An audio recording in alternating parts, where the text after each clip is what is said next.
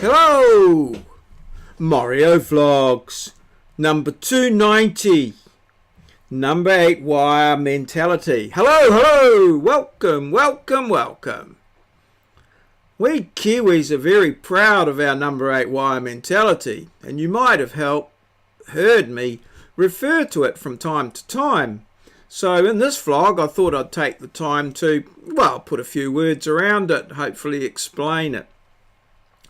So, in the very early years of New Zealand, we were quite isolated at the bottom of the world here, and generally spare parts, equipment and things like that were 3 to 4 months away by a sailing ship. So we had to make do or make things to fix things that went wrong. Now, one of the things that was in abundance at that time was number 8 wire, number 8 gauge fencing wire. As you can see here in the, there would have been quite a lot of it. As you can see, it's used in fencing here in this standard typical New Zealand fence. I'm not this looks like a fairly modern fence, so it may not be the old style number 8 wire. This might be 2.5 gauge high tensile, and in fact number 8 wire hasn't been used for some decades.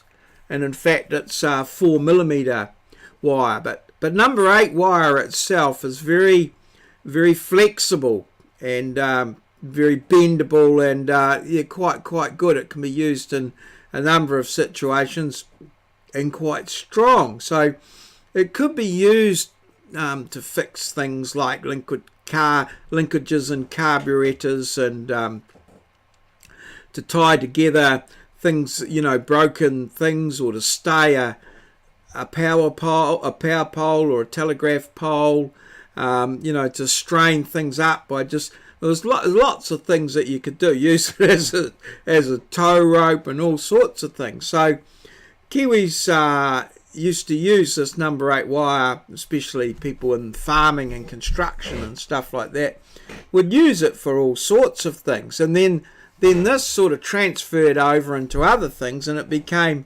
known as the number 8 wire mentality. If you couldn't, you could fix it with anything, but maybe a bit of number 8 wire or something like this. And so there are many notable sort of New Zealand sort of things that we claim. Now, we're quite good at inventing these things or finding them, but not always were they commercially successful, or did we patent the outcome. So I think there was a chap very early on developed, tinsmith, and developed the airtight paint tin lid or golden syrup tin lid. The kiwi fruit, when I was younger, they were known as Chinese gooseberries, but during the Cold War, they wanted to go away from sort of communist countries, were not too popular. So they changed the name to the kiwi fruit and really developed it big time.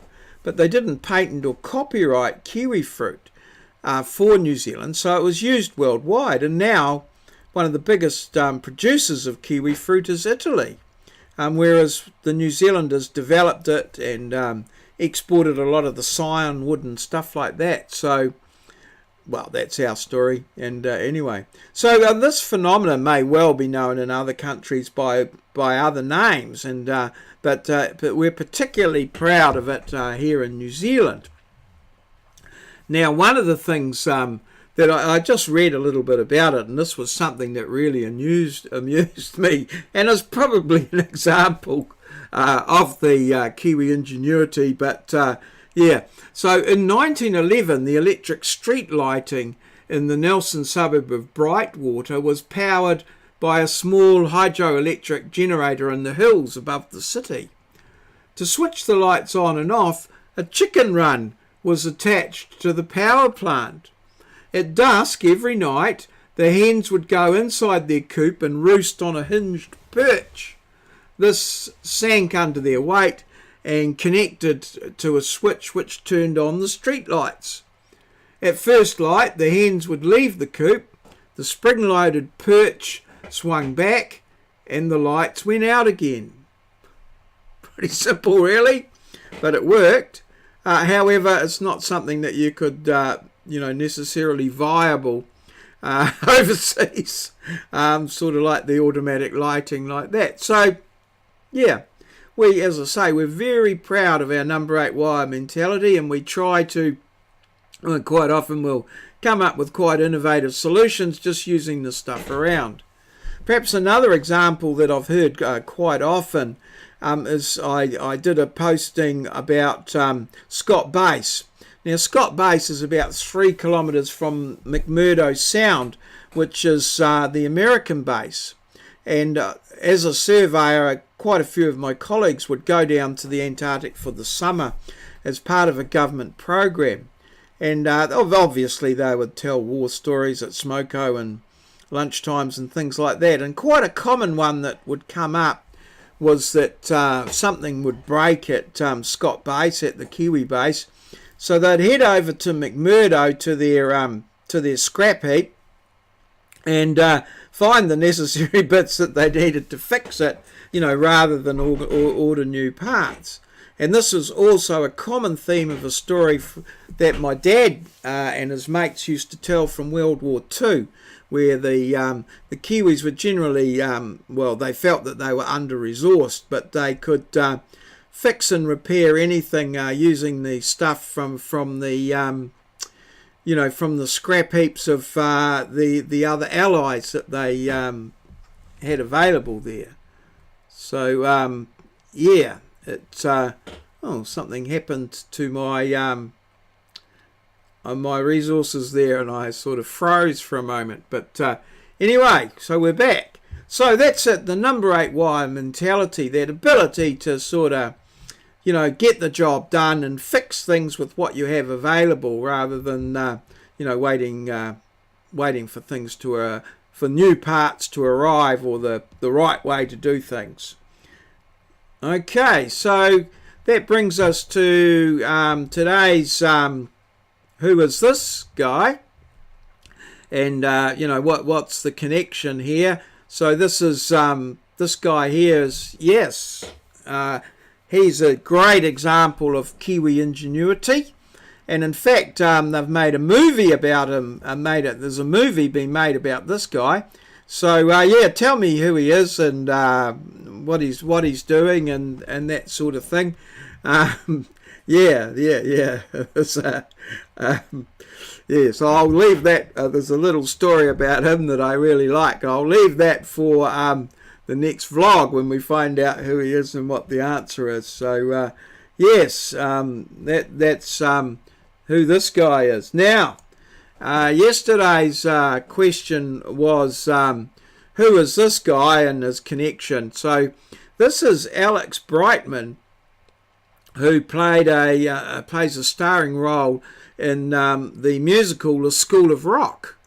And in this particular clip here, which is, I've put a link below yesterday's video, he's singing a song called Stick It to the Man, which was the title of yesterday's vlog. So this is Alex Brightman, and his name, and Moz got that one. So well done, Moz. Nice, great work there. I'm thinking the musical School of Rock has something to do with Andrew Lloyd Webber, who was married at one point, I believe, to Sarah Brightman. So I'm not sure how Alex Brightman links in there. So I'll have a look at that and maybe make some comment about that tomorrow. So let's just go back to this background here. Who is this prime example of New Zealand ingenuity? And what's he doing and what's the story? So I think that'll bring us to a fine conclusion for today's vlog. Thanks everybody for watching. I appreciate your feedback. Make a comment if you will, like, and if you'd like to see more perhaps you could consider subscribing. Love to have you on board, and love to hear your feedback in the comments below. All good. Cheers. See you.